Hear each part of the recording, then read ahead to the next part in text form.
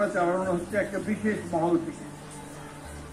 সেই মহলটি চায় যে বিএনপি যেন রাষ্ট্র পরিচালনার জায়গায় আসতে না পারে। কারণটি হচ্ছে যে বিএনপির জন্ম 47 বছর আগে, এবং এই দেশের যিনি স্বাধীনতার ঘোষণা দিয়েছিলেন তিনি প্রতিষ্ঠা করেছিলেন, এবং তারপরে এই গণতন্ত্রকে সামনে নিয়ে শহীদ প্রেসিডেন্ট জিয়াউর রহমান বাংলাদেশকে একটা নতুন একটা দর্শন দিয়েছিলেন, বাংলাদেশি জাতীয়তাবাদী।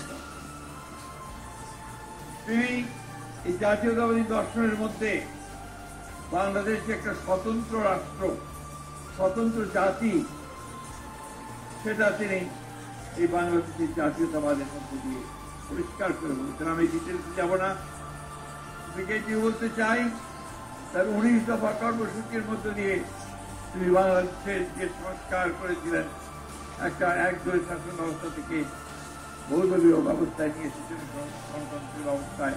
এটা ছিল একটি যুগান্তকারী পদক্ষেপ, এবং তারপরে অর্থনীতির ক্ষেত্রেও তিনি যুগান্তকারী সংস্কার করেছিলেন। আপনার আমাদের যে অর্থ করি সবচেয়ে বেশি আপনার যে সেক্টরটা কাজ করে, আমাদের যে গার্মেন্টস ফ্যাক্টরি, গার্মেন্টসের সেক্টর, এটা জিয়াউর রহমান।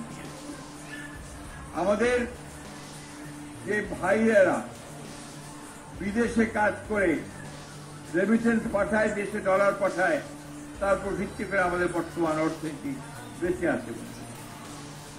তিনি শিক্ষা ক্ষেত্রে, স্বাস্থ্য ক্ষেত্রে, কৃষি ক্ষেত্রে যুগান্তকারী ব্যবস্থা গ্রহণ করেছিলেন, এবং তার শাহাদাতের পরে দেশনেত্রী বেগম খালেদা জিয়া একই কাজ করেছিলেন। সে কথা আমি আপনাদের আগেই বলেছি, আমি রিপিট করতে চাই না। ঠিক একই তারই প্রধান অনুসরণ করে আমাদের আজকে নেতা, যিনি এখানে আমাদের সামনে একটু পরে বক্তব্য রাখবেন, তিনি আমাদের সামনে, গোটা জাতির সামনে সংস্কারের নতুন কর্মসূচি এই আন্দোলনের বহু আগেই দিয়েছেন। যখন আমরা আন্দোলন করছি সেই সময় 31 দফা কর্মসূচি, সেই কর্মসূচির মধ্যেই আমাদের সংস্কারের কথা বলা আছে। সেই 31 দফা কর্মসূচির মধ্যেই আমাদের কক্ষ বিশিষ্ট পার্লামেন্টের কথা বলা আছে, আমাদের 2 বারের বেশি প্রধানমন্ত্রী হতে পারবে না তা বলা আছে, প্রেসিডেন্ট এবং প্রধানমন্ত্রীর যে ক্ষমতা আছে এই ক্ষমতা একটা ব্যালেন্স রক্ষা করার কথা বলা আছে, আমাদের জুডিশিয়াল ফ্রিডমের কথা বলা আছে, আমাদের মিডিয়ার ফ্রিডমের কথা বলা আছে, প্রেস ফ্রিডমের কথা বলা আছে, আমাদের সকল মানুষের সকল যে অধিকার, সমান অধিকার তার কথা বলা আছে।